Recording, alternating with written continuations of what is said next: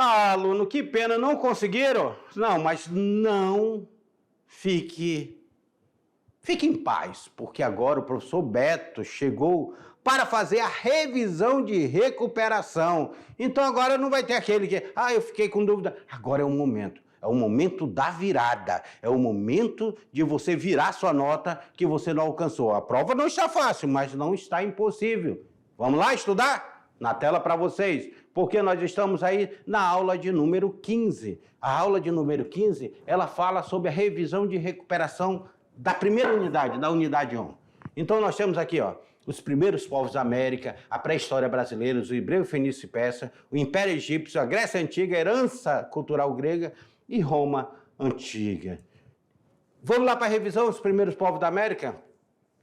A ocupação da América, as prováveis rotas do ser humano para a América, as novas descobertas arqueológicas na América e as teorias transoceânicas. Tudo isso eu resumo neste mapa, gente. Neste mapa. Porque a ocupação da América. Como é que se dá a ocupação da América? Nós temos duas teorias. Uma é pelo Estreito de Bering. Os arqueólogos perceberam que a única espécie que teve aqui na América foi o Homo sapiens. Então, e a outra teoria de ocupação da América, ela se dá na teoria transoceânica, que eles tinham vindo aqui da Oceania, passado pelo Oceano Pacífico e chegado até as Américas. Duas teorias de ocupação. Há muita dúvida sobre a origem dos primeiros habitantes da Europa, porque será que eles vieram pelo Estreito de Bering? Será que eles fizeram essa travessia transoceânica? Saíram da Oceania e passaram pelo Oceano Pacífico e vieram? O homem moderno brigou para a América depois de ter desenvolvido na África, Ásia e a Europa. A pré-história brasileira ela diz que sítio arqueológico no Brasil, Luzia, o mais antigo fóssil da América, os sambaquis e ocupação da Amazônia. Vamos lá! Primeiramente a gente vai ver aqui o que são os principais sítios arqueológicos do Brasil. A Amazônia, nós temos a Terra Preta na Amazônia, bem característica de terra indígena daqui. A ocupação dos povos pré-colombianos, antes de Colombo, e os povos pré-históricos, é caracterizada pela Terra Preta que é achada. Boqueirão da Pedra Furada, nós temos lá no Piauí. Lá no Piauí tiveram grandes descobertas arqueológicas, que foi visto na nossa aula. Lapa Vermelha, aonde foi localizado o crânio, sabe de quem? De Luzia, a primeira mulher brasileira. Os sambaquis estão no litoral e principalmente no Rio de Janeiro e Santa Catarina encontra-se os sambaquis. São aquelas montanhas com restos humanos, restos de alimento, mais um monte de coisa que tem ali nos sambaquis. Olha aí o Walter Neves. O Walter Neves, quando a reconstituição de Luzia, ela trouxe uma coisa que assustou o mundo da pesquisa, porque a Luzia ela tinha característica negroide. Enquanto o homem que tinha ocupado a América vindo do Estreito de Bering tinha característica asiática. E por que então Luzia tinha característica negroide? É aí que vem a teoria transoceânica. A região de Lagoa Santa, em Minas Gerais, e outros principais sítios arqueológicos do país, ali foi encontrado o sítio de Luzia, o mais antigo fóssil humano encontrado na América. A Luzia ela é datada de 11.500 anos. Mas de onde veio? Como veio? E por que veio Luzia? Isso são perguntas dos arqueólogos. Agora, vamos sair da pré-história? Vamos para a história? Na história, quando nós começamos a estudar a história, nós já começamos a estudar os hebreus, os fenícios e os persas. A vocação marítima dos fenícios, do comércio dos fenícios, então, os hebreus eram povos monoteístas, os fenícios, grandes navegadores e grandes comerciantes. Os persas, grandes comerciantes e grandes navegadores também, e o grande império do Oriente. Então, os hebreus, eles deixaram como herança, o monoteísmo, ou seja, a crença em um só Deus. os hebreus. Os hebreus deram origem a 3 grandes religiões: o judaísmo, o islamismo e o cristianismo. 3 religiões que saíram desse povo hebreu. Religiões essas que estão espalhadas pelo mundo e muitas vezes brigam entre si, achando que uma é melhor que a outra. A migração, a perseguição, fuga, cativeiro, dispersão fazem parte da história desse povo hebreu. Preservar a cultura é o mesmo viver espalhado pelo mundo. Os 12 filhos de Jacó deram origem às 12, chamadas 12 tribos de Judá, não é? Formando o povo hebreu. Agora os fenícios. Os fenícios eram grandes comerciantes, grandes navegadores. Eles são considerados o povo do mar, o povo que vai ficar navegando aí. Eles moravam basicamente no mar e eram grandes mercadores. Traziam e levavam mercadorias além mar. E eles desenvolveram a astronomia. Eles possuíam terra fértil para a sua agricultura. Sua economia dependia exclusivamente do comércio e da navegação. E a religião dele, diferente dos hebreus, eles eram politeístas, acreditavam mais de um Deus. A expansão dos fenícios, ela levou uma utilidade muito grande que foi o alfabeto. Eles levam também o alfabeto, perpassou por outros povos, graças ao fenício. E os persas, professor? Os 300 de Esparta, enfrentando os persas. A expansão pérsia, os persas fizeram um grande império, tá? Diferente desse outro povo aí que a gente estudou, os persas tiveram um grande império. Esse povo dedicou-se muito ao comércio, fazendo dessa atividade sua principal fonte econômica. Então ele conquistava e comerciava com o povo que ele conquistava. A religião dele, eles eram dualistas, eles tinham 2 reis ali, zoroastrismo e o mandeísmo, com Zoroastro ou Zaratustra, aí o profeta e líder espiritual, criador da religião aí. Então, os persas, os persas. Alguém já ouviu falar em tapete persa? Pois é, vieram dos persas. E agora nós temos aqui o Império Egípcio, o Egito. O Egito, nós sabemos que ele fica na África, né? Ele fica na África. Então, essa civilização egípcia, ela vai se formar há milhares de anos. Nós tivemos várias etapas dessa civilização egípcia. Foi uma das mais importantes civilizações que se desenvolveu na região do Crescente Fértil. Toda aquela região ali que pega o rio Tigres, Eufrates, até o rio Nilo, toda aquela região que faz um grande arco é o chamado Crescente Fértil, caracterizado pela lua crescente.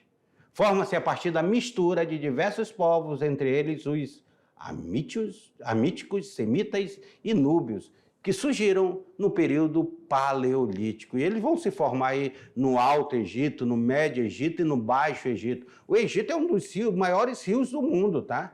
Há uma disputa entre ele e o rio Amazonas. Por volta de 4000 a.C., os antigos núcleos deram origem aos nomos e os seus líderes, que eram chamados, governantes que eram chamados de nomarcas. E qual a importância do rio Nilo para o Egito? O historiador grego Heródoto, ele já dizia que o rio Nilo, ele é uma dádiva, o Egito é uma dádiva do Nilo, que se não fosse o rio Nilo, não existiria o Egito. Olha aqui, ó, agricultura, rio, pirâmide. Característica. O rio Nilo é um rio importante da África, formando a partir da confluência de 3 rios, o Rio Branco, Nilo Azul e Rio Atibara. Então ele corta grande parte da África. O Rio Amazonas corta grande parte da América e principalmente do Brasil, o Rio Nilo corta grande parte da África. A importância desse rio para o crescimento de consolidação dos egípcios enquanto sociedade imperial. É por isso que o rio Nilo, o Egito é uma dádiva do Nilo, porque ele se consolidou como uma sociedade imperial graças ao rio. O rio é fundamental. E os egípcios ainda tinham um tal de hieróglifos. Professor, o que é esses hieróglifos egípcios? Olha aí, ó, vê se você consegue ler. Os hieróglifos eram justamente um dos registros mais antigos da história das civilizações, datado de 3000 a.C. Ele e a escrita cuneiforme são os mais antigos. Esse tipo de escrita tem um papel monumental religioso.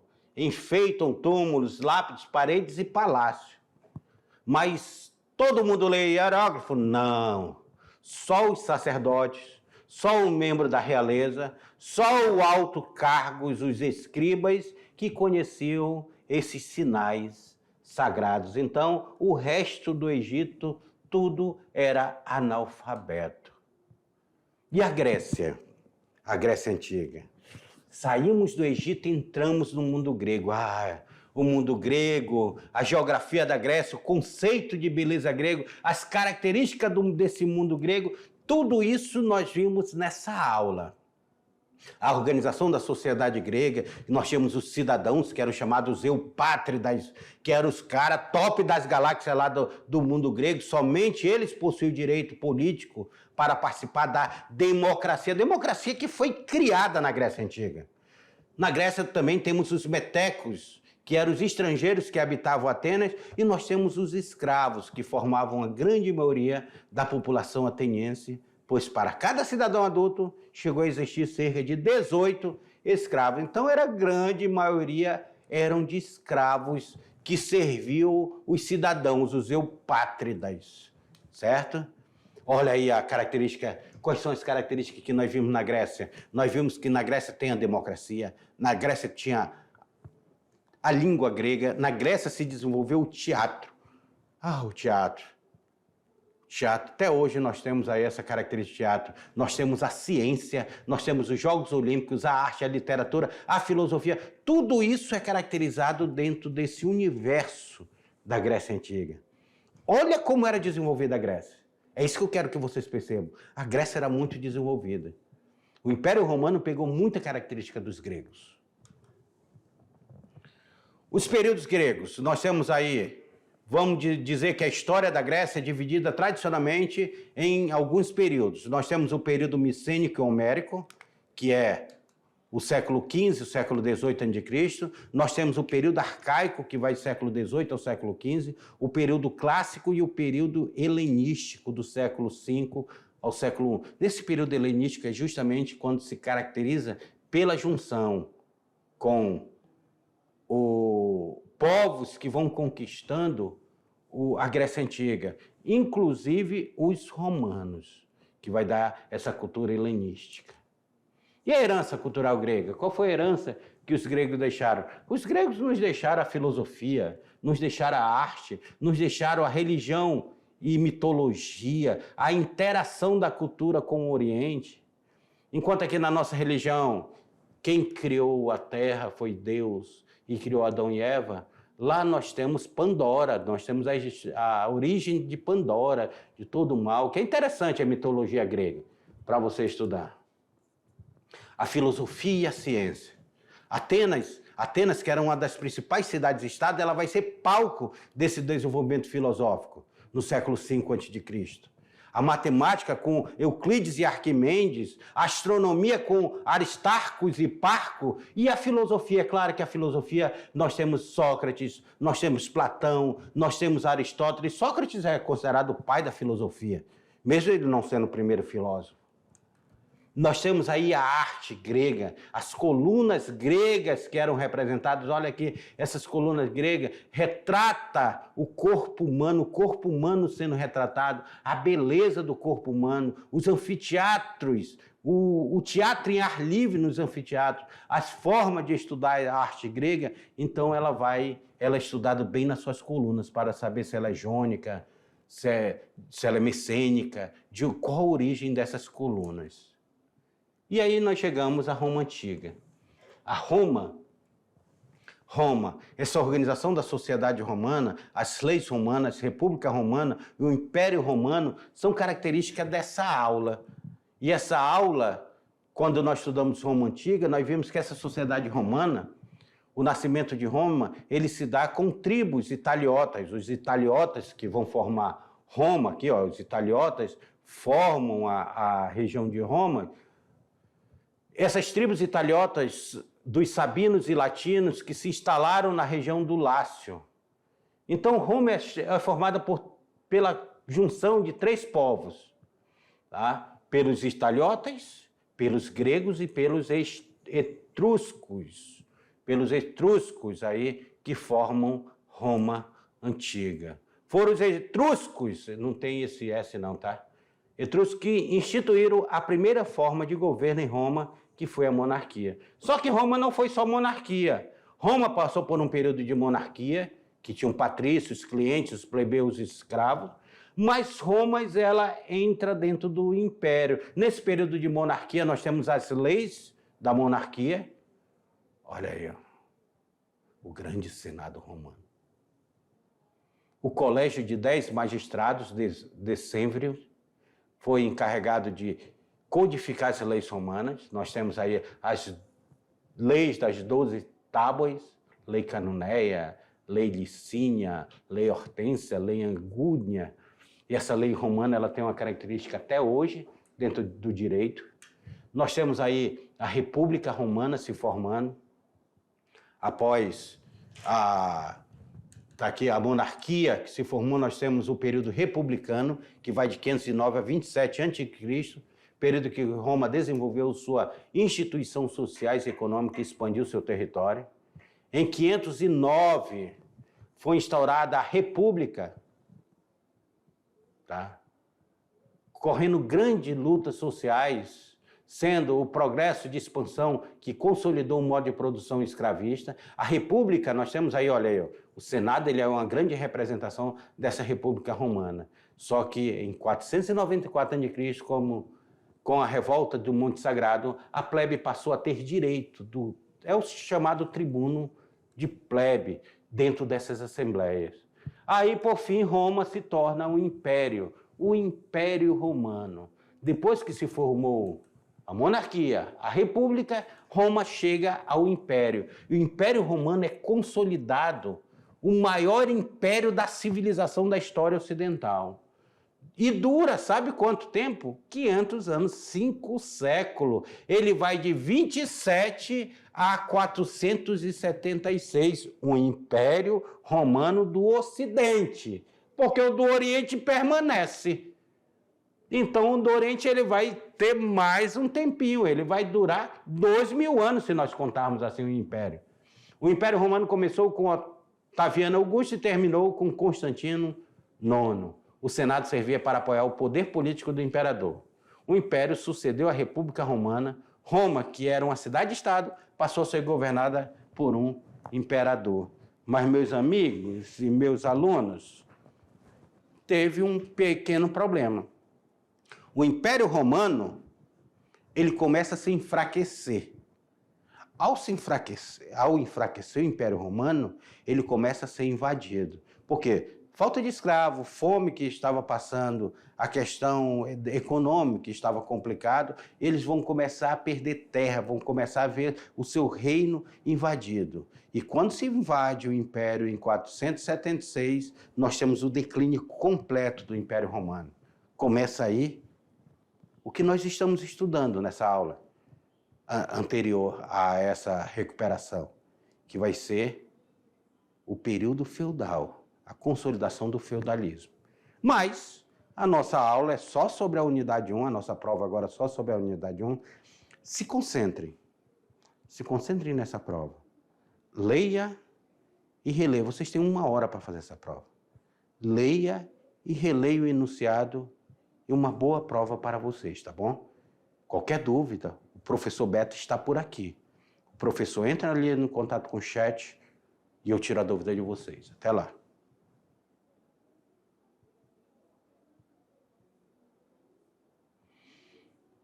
Vamos lá nessa viagem.